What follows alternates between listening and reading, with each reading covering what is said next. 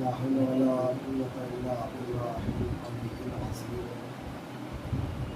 أعوذ بالله من الشيطان الرجيم. بسم الله الرحمن الرحيم. الحمد لله رب العالمين والصلاة والسلام على أشرف الأنبياء والمرسلين وخاتم النبيين سيدنا ونبينا وشفيعنا ومولانا نبينا المشرقين والمغربين جد الحسن والحسين أبي القاسم محمد اللهم صل على محمد وعلى محمد وعلى بيته الطيبين الطاهرين المعصومين المظلومين ورحمة الله على آبائهم أجمعين سيدنا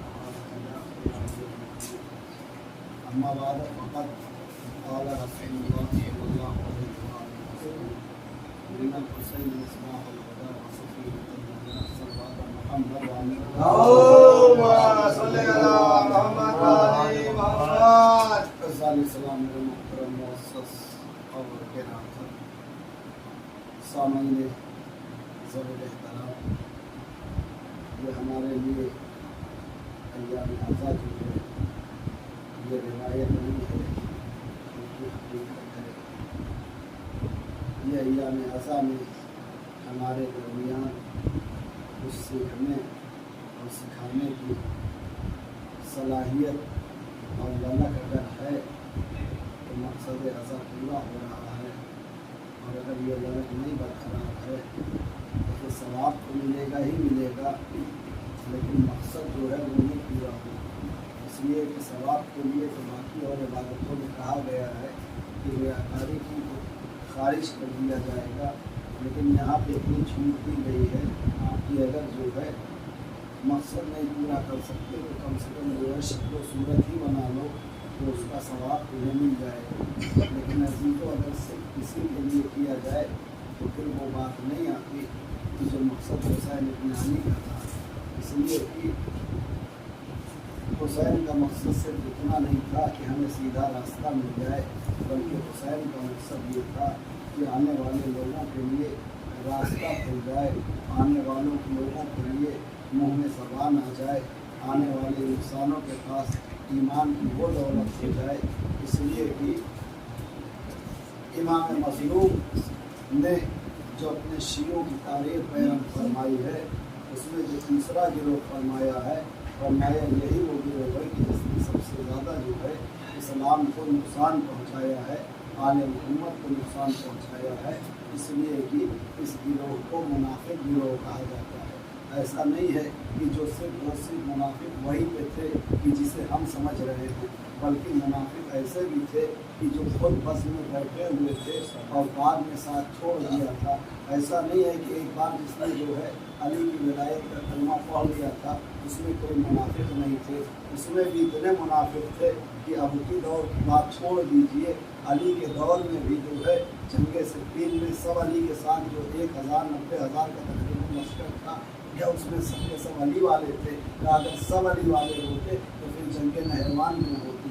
جنگ نہروان تو علی نے معاویہ کے لشکر سے نہیں لڑی تھی، جنگ نہروان تو علی نے اسی لشکر سے لڑی تھی نا کہ جو علی کے لشکر سے کٹ کے جو ہے جا کے اپنا الگ لشکر بنا لیا تھا۔ پہلے وہ علی کے ہاتھ میں بیعت میں تھے اور 90,000 جو لشکر علی کا تھا اس میں وہ لوگ جو تھے کہ جو اپنے آپ کو یہ کہہ رہے تھے کہ ہم علی کے ماننے والے ہیں، علی کے چاہنے والے ہیں، علی پہ ہم ایمان رکھتے ہیں، لیکن جیسے ہی معاویہ کے لشکر نے نیزے پہ قرآن بلند کیا فوراً یہ جو ہے کنارے ہو گئے اور آواز دی کہ اب قرآن سے فیصلہ چاہتے ہیں تو ہم جنگ نہیں کرنے والے ہیں۔ لہذا نتیجہ کیا ہوا، علی کو جنگ لڑنی پڑی جنگ نہروان، اور یہ وہ گروہ تھا کہ جو پہلے علی کا ہونے کا دعویٰ کرتا تھا بعد میں پھر گیا تھا۔ اور امام اسی کو فرماتے ہیں کہ ہمارے چاہنے والے جو 3 گروہ میں بٹے ہوئے ہیں تو 2 گروہ تو ایسا ہے کہ ایک وہ ہے کہ جو دل سے بھی محبت کرتا ہے، زبان سے بھی محبت کرتا ہے، یہ ہمارے لیے فائدہ مند ہے اور اس کے اوپر ہم ناز کرتے ہیں۔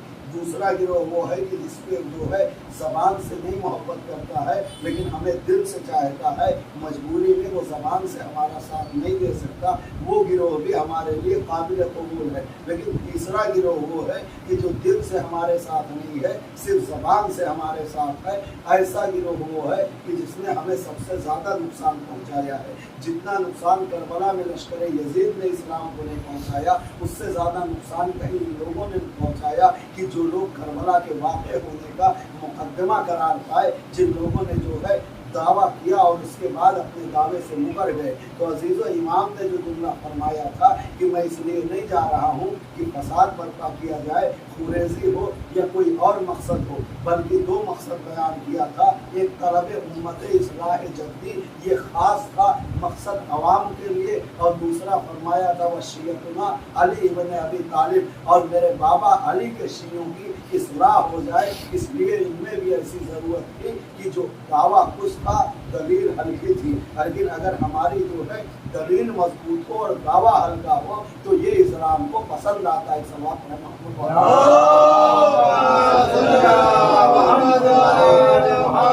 इसलिए कि अजीज़ों, कोई भी चीज़ हो, जब इंसान अपनी जिम्मेदारी को नहीं निभाता है तो उसकी जगह जब जो अहल होता है, अगर वो नहीं निभाएगा तो उसकी जगह लामुहाला नाअहल लोग आएंगे, और जब नाअहल आएंगे तो फिर उसका अंजाम जो होगा वो आपके सामने है। इसलिए कि मौत से कोई बचने वाला नहीं है, लेकिन मौत को हम बना कैसा सकते हैं, ये तो हमारे इख्तियार में है। इमाम ने यही चीज़ हमको समझाई है कि देखो, अगर तुम्हें जो है सीधा रास्ता चाहिए, इसलिए कि इस वक्त हम इमाम का चेहरा है, इस वक्त हम मौला की जो है वो चेहरा है, इसलिए कि ना इस वक्त हुसैन मौजूद है, ना जो है इस वक्त यजीद मौजूद है, लेकिन इस वक्त हुसैनी मौजूद है और इस वक्त यजीदी भी मौजूद हैं। लिहाजा ये जंग ख़त्म नहीं हुई है, इसलिए कि अभी बातिल को जो है नीस्तो नाबूद होना है आखिरी हुज्जत के ज़हूर तक। तो ये मामला अभी ख़त्म नहीं हुआ है, लेकिन यजीद नहीं रहा, इमाम हुसैन अलैहिस्सलाम सामने नहीं है, लेकिन हुसैनी भी मौजूद हैं और यजीदी भी मौजूद हैं। आज भी ये जंग जारी है और आगे भी ये जंग जारी रहेगी। लिहाजा कल तक जो जिम्मेदारी जो है दूसरों की थी, वो आज जिम्मेदारी हमारे ऊपर है। इसलिए कि रवायतों में तो यहाँ तक है, आज जो इंसान बैठ के ये कह रहा है कि हम मौला के मानने वाले हैं, हम मौला के चाहने वाले हैं, मौला के आने के बाद इसमें से गिरोह ऐसा भी बन जाएगा जो बढ़ के ये कहने लगेगा कि अभी आपको आने की क्या ज़रूरत थी, अभी तो हम संभाले ही हुए थे। तो अजीज़ों, ज़रूरी ये है कि जैसा है वैसा नहीं होना चाहिए, इसलिए कि अगर 40 इकट्ठा हो गए होते तो आज ज़हूर हो चुका होता। ये ज़हूर ना होना इस बात की दलील है कि हमारे दावे ज़्यादा हैं, हमारे पास दलील कम मौजूद है। एक सलवात पर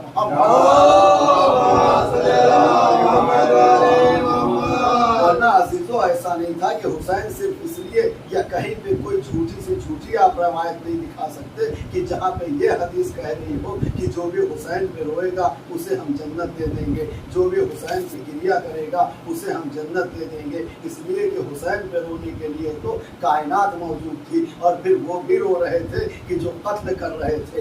अजीज़ों, वहाँ भी गिरिया हो रहा था, बाजार कूफा शाम में लोग जो है आंसू बहा रहे थे, लेकिन बीबी ज़ैनब ने ये नहीं कहा था कि तुम्हारे आंसू खुश्क हो जाएं, बल्कि ये कहा था कि तुम्हारे आंसू कभी जो है रुकने न पाएं, इसलिए कि नवासे रसूल कत्ल होता रहा और तुम खड़े देखते रहे। तो अजीज़ों, रोना मेयार नहीं बनाया गया है, बल्कि एक जुमला हदीस का जो आखिर में है वो मेयार है कि मन आरफा हक कहू, जो हुसैन के हक को पहचानते हुए गिरिया करे। फिर अगर एक आंसू भी निकल आए तो उसकी कीमत कोई नहीं अदा कर सकता, लेकिन जो पहली शर्त है वो हुसैन के हक की मारिफत है। मारिफत के बगैर तो लश्कर वाले भी रो रहे थे, और यजीद खुद बाद में सर टकराता था कि मैंने ये क्या कर दिया है, रातों की नींद उसकी हराम हो गई थी कि मैंने ये कौन सा गुनाह कर दिया, गलती कर दी। लेकिन अजीज़ों, रोना मेयार नहीं था, रोने के लिए तो वो भी तैयार बैठे थे कि जब शेरखार ने जो है अपने होठों पे जो है ज़बान को फिराया था तो दुश्मन आदा भी रो रहा था। लेकिन अजीज़ों, रोना मेयार अलग है और हक को पहचान के गिरिया करना अलग है। जो है या नहीं है, रोना मेयार अलग है, हुसैन के हक को पहचान के गिरिया करना अलग है, इसलिए कि वो दोनों चीजें एक साथ नहीं हो सकती। एक तरफ हम ये भी कहें कि हम हुसैन पे रो भी रहे हैं, दूसरी तरफ हमसे नमाजें छूट रही हो, एक तरफ हम ये भी कहें कि हम रो रहे हैं, हमसे रोजा छूट रहा हो, एक तरफ हम कहें कि हम रो रहे हैं, दूसरी तरफ जो है हमसे इबादतें छूट रही हो, एक तरफ हम ये कहें कि हम रो रहे हैं, दूसरे अपने भाई का हक गस्म कर रहे हो, एक तरफ हम ये कहें कि हम रो रहे हैं, दूसरों का माल खा रहे हो, ये अजीजों काम नहीं चलने वाला है। एक तरफ हम ये भी कहें कि हम रो रहे हैं, दूसरी तरफ हुसैन का हक जो है जिसे खुम्स कहा जाता है उसे भी हम मार के बैठे हुए हो, तो अजीजों ये रोना रोना नहीं है, बल्कि ये तो रोना जो है एक हमारे लिए सिर्फ और सिर्फ दिखावा हो जाएगा, हकीकत नहीं बदल पाएगी। रोना उस वक्त काम आएगा जब मुसल्ला भी हमारे साथ हो, रोना उस वक्त काम आएगा जब हुकूकुल्लाह हमारे साथ हो, रोना उस वक्त काम आएगा जब जो है सारी चीजें हमारे साथ हो। इसलिए कि जो टाइटल लग गया है हमारे ऊपर, इसे इतना हल्का न समझिए, बल्कि इतना मजबूत टाइटल है कि जिसके लिए हुसैन भरोसा कर रहे हैं हमारे ऊपर। अगर अब उस भरोसे की हम लाज न रख सकें तो यकीनन मौला के सामने खड़े होने की हमारे अंदर सलाहियत नहीं हो सकती। क्या हमने कभी रात में बिस्तर पर लेट के एक लम्हे के लिए सोचने की कोशिश किया कि आया जो हम कर रहे हैं या हम कह रहे हैं, अगर मौला मौजूद होते तो हम यही कर पाते? इसलिए कि इमाम की हुकूमत में तो साफ कह दिया गया है कि बगैर वजह अगर 3 दिन नमाज छूट गई 3 वक्त की तो तुम्हारी गर्दन मार दी जाएगी। तो क्या कभी हम ये सोचते हैं कि अगर मौला मौजूद होते, इसलिए कि जो और इमामों के दौर में लोग मानने वाले थे, अगर हमारा भी इमाम सामने मौजूद होता तो हम जिंदा रहने के हकदार थे या हम भी उसी के सर में आ जाते? चूंकि अभी नहीं है तो हमें तसव्वुर नहीं, अगर जो है मौला मौजूद होते तो क्या हमें जिंदा रहने का हक था? और अगर जिंदा रहने का हक नहीं था और कोई इमाम की तलवार से काट दिया जाए तो उसका अंजाम क्या होगा? उसका अंजाम वही तो होगा ना कि जो मुनाफिकीन और काफिरीन का हुआ है। तो कम से कम जो है इंसान मासूम नहीं बन जाता, लेकिन कम से कम इतना तो सोच सकता है। और अल्हम्दुलिल्लाह अगर ये कहा जाए कि कौम के अंदर तबलीग नहीं है, तो अगर तबलीग यहाँ पे नहीं है तो पूरी दुनिया में कहीं पे नहीं हो सकती। इसलिए कि जितना ज़्यादा यहाँ सिखाया जाता है, जितना ज़्यादा यहाँ बताया जाता है, जितना ज़्यादा यहाँ समझाया जाता है, उतना ज़्यादा और कहीं नहीं समझाया जाता। बस 2 ही चीज़ हमारे नज़र में जो समझ में आती है वो हो सकती है हमारे दरमियान, या तो ये कि हम मजहब को सीरियस में नहीं ले रहे हैं, या तो ये हम हराम गज़ा खा रहे हैं। तीसरी और कोई कंडीशन नहीं है कि हमारे अंदर मजहबी जज्बा न पैदा हो। या तो हम मजहब को मजहब ही नहीं समझते हैं, हमारे बाप दादा थे तो हम भी पैदा हो गए हैं, दुनिया सलामत रहे तो बस हम भी बचे हुए हैं, या तो ये है कि हमने हराम और हलाल की फर्क छोड़ दिया है। अजीजों, इस हराम और हलाल का फर्क कितना होता है आप इस चीज़ की अहमियत का अंदाज़ा भी नहीं लगा सकते। बस 2 मिनट आपका ले लूँ। 2 आलिम दीन है, एक सैयद रज़ी रहमतुल्लाह अलैह, दूसरे सैयद मुर्तज़ा रहमतुल्लाह अलैह। इन दोनों उलमा की इतनी अहमियत और अज़मत है कि इनके उस्ताद के लिए बीबी ज़हरा खुद ख्वाब में आई थी कि ए मुदर्रिस, कल से हमारे 2 बच्चे तुम्हारे यहाँ तालीम हासिल करने के लिए आए, तुम उनको तालीम देना। इस मकाम पे पहुँचे हुए आलिम व अमल थे और एक सिन तक पहुँचते हुए उस मकाम पे पहुँच गए थे कि एक भाई क्या सोच रहा है दूसरे भाई को खबर हो जाती। ये जो हम देख रहे हैं कि हमें कुछ नहीं दिखाई दे रहा है, ये असलन हमारी गुनाहों के वो पर्दे हैं कि हमें कुछ समझ ही में नहीं आता है। जैसे जैसे हटते जाएंगे वैसे वैसे हर एक चीज़ खुलती चली जाएगी, इसलिए कि इल्म के जो पर्दे होते हैं वो गुनाहें ढांप लेती हैं। यही लिए तो दुआएं पढ़िए कभी तर्जुमे के साथ, तो जनाब अमीर जो दुआ कर रहे हैं कि परवरदिगार हमारी उन गुनाहों को माफ़ कर दे जो हमारी दुआ की कबूलियत में जो है माने हैं, हमारी उन गुनाहों को माफ़ कर दे जो हमें अमल के मामले में पीछे ले जा रही हैं। यानी गुनाह जब इंसान के बढ़ते हैं तो फिर उसके ऊपर जो है समझना बूझना खत्म हो जाता है। अब ये 2 आलिम थे, ऐसे मकाम पे पहुंच गए थे कि एक भाई जो सोच रहा है दूसरे भाई को खबर हो जाती थी। और अजीजों हालात यहाँ तक बन गए कि एक दिन जो है आलिम बुजुर्ग बड़े भाई नमाज पढ़ा रहे थे, छोटे भाई पीछे पढ़ रहे थे कि उन्होंने बीच में इमाम जमात की जो है नियत तोड़ के फुरादा में बदल दी।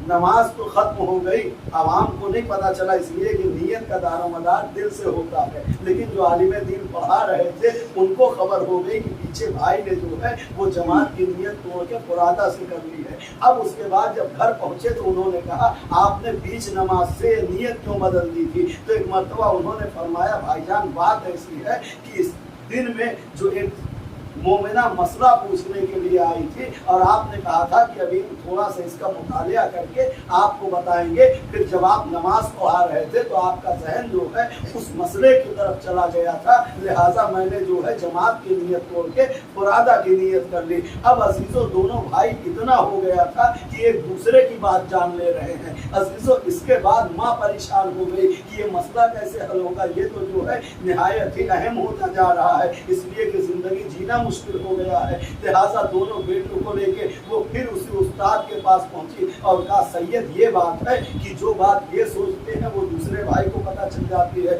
जो दूसरे सोचते हैं क्या वो उनको पता चल जाती है, इसके लिए मैं क्या करूं? तो सैयद जो उस्ताद थे उन्होंने फरमाया ऐसा करो कि एक रोटी जाके बाजार से खरीदो और दोनों को आधी आधी खिला दो। अजीजों माँ ने जैसे रोटी बाजार से खरीद के खिलाई, रिवायत कहती है कि जो असर था वो गायब हो गया। अब आप समझे हलाल ग़िज़ा और ताहिर ग़िज़ा की कितनी अहमियत दी गई है। जो ग़िज़ा नजिस नहीं थी, लेकिन चूंकि न जाने किस हालात में बाजार में रोटी बनी थी, किस हालात में हुआ था, ग़िज़ा की तहारत का अंदाजा है, सिर्फ एक रोटी खिलाई थी, जो सारा असर था वो गायब हो गया। इसीलिए जो है मौला ने कहा है कि कुछ भी करो लेकिन रिज़्क़ हलाल से समझौता न करो। और ये वो रिज़्क़ हलाल है जी जो कायनात में अगर औलाद को आपने खिलाया है तो आप तो फिर उसका बुरा सलूक मिल ही नहीं सकता। चूँकि कमज़ोरी हमारी होती है, बाद में काफ़ी अफसोस हम मलते हैं कि औलाद ने हमारा कहना मानना छोड़ दिया, जबकि हम ये भूल जाते हैं कि अगर औलाद की हमने परवरिश की होती तो वो मेयार न बनता कि जो जनाब अमीर ने बनाया था। चूँकि कमी कहीं ना कहीं हमारी है। अजीज़ों वालिद हैं तो उनकी भी जिम्मेदारी है, औलाद हैं तो उनकी भी जिम्मेदारी है, इसलिए कि औलाद से सवाल बाद में होगा, वालिदैन से सवाल पहले होगा कि परवरिश तुमने किस अंदाज में की थी। जितनी मुजरिम औलाद करार पाएगी उतने ही मुजरिम वालिदैन करार पाएंगे, इसलिए कि अगर परवरिश में कहीं से कमी रही तो फिर उसके जिम्मेदार वालिदैन पहले होंगे, औलाद बाद में होगी। इसलिए कि जैसे हम परवान चढ़ाएंगे उसी एतबार से औलाद आगे चल के हमारे साथ सुलूक करती हुई नजर आएगी। तो ये वो दो चीज़ें हैं कि जिसको मजलिस हुसैन से अगर हम एक माह अज़ा में कोई एक चीज़ सीख लें कि ये हमें अपनी ज़िंदगी में उतार लेना है तो हमारी दोनों जहान के लिए वही चीज़ काफ़ी हो जाएगी। इसलिए कि अजीज़ों इमाम हुसैन ने जो इतनी बड़ी कुर्बानी दी है तो मकसद ये नहीं था कि लोग हमारा मातम करेंगे, मकसद ये नहीं था कि लोग हम पे गिरिया करेंगे, मकसद ये नहीं था कि लोग हमारा जो है जिक्र करेंगे, मकसद ये था कि जो हमारे मानने वाले हैं उनके अंदर सलाह हो जाएगी, जिक्र खुदा को बर्पा करेंगे। वरना अजीज़ों हुसैन को ज़रूरत नहीं थी, लेकिन क्या हमारा फ़र्ज़ नहीं बनता कि अगर हुसैन ने हमारे लिए इतना किया है तो हम कुछ तो उनके लिए बढ़ के कर सकते हैं। कम से कम इतना तो हम सोच सकते हैं कि मौला हम आज से बैठ के इतना वादा लेते हैं कि हम अपनी वजह से आपके लिए शर्मिंदगी का बाइस नहीं बनेंगे, हम आपके लिए सर झुकाने का बाइस नहीं बनेंगे। इसलिए कि अजीज़ों हुसैन ने कितनी अहम कुर्बानियाँ दी हैं इसको हम अंदाज़ा भी नहीं लगा सकते। कैसी कैसी कुर्बानियाँ हैं, कभी जवान भाई अब्बास का बाजू उठा रहे हैं, कभी अकबर जैसे बेटे के सीने से बर्छी का फल खींच रहे हैं, कभी हुसैन असगर के लिए हुए 2 कतरे आपका सवाल कर रहे हैं और सवाल के बदले उधर से जवाब में तीर मिल रहा है। अज़ादारों असगर करबला का सबसे छोटा शहीद है लेकिन जुल्म सबसे ज़्यादा हुआ है। अज़ादारों सारे शहीद करबला में 1 मरतबा ज़बह किए गए लेकिन असगर को 2 मरतबा ज़बह किया गया। एक बार हुरमुला के तीरे से शोभा से ज़बह किया गया, दूसरी मरतबा जब सरों की तलाशी हुई तो एक माँ के सामने जो है कब्र से निकाल के 6 महीने के जनाजे को ज़बह किया गया। अजीजों ये मंजर माँ सामने खड़ी देखती रही। जब रात का सन्नाटा हो गया تو ماں مقتل کربلا میں آئی اور آنے کے بعد اصغر کے کندھے سے جنازے کو اٹھایا لے کے گنج شہیدہ میں آئی. آنے کے بعد قاسم و اکبر کے جنازوں کے بیچ میں جگہ بنائی. اکبر کا ہاتھ اصغر کے سینے پہ رکھا, آواز دی اے میرے لال اکبر, میرے بیٹے اصغر کا خیال رکھنا, اسے رات میں ڈر جانے کی عادت ہے, میں تو اسیر ہو کے زندان شام چلی جاؤں گی. وَسَيَعْلَمُ الَّذِينَ ظَلَمُوا أَيَّ مُنقَلِبٍ يَنقَلِبُونَ. وتقبل منا انك انت السميع الدعاء. اللهم خص انت ولا ظالم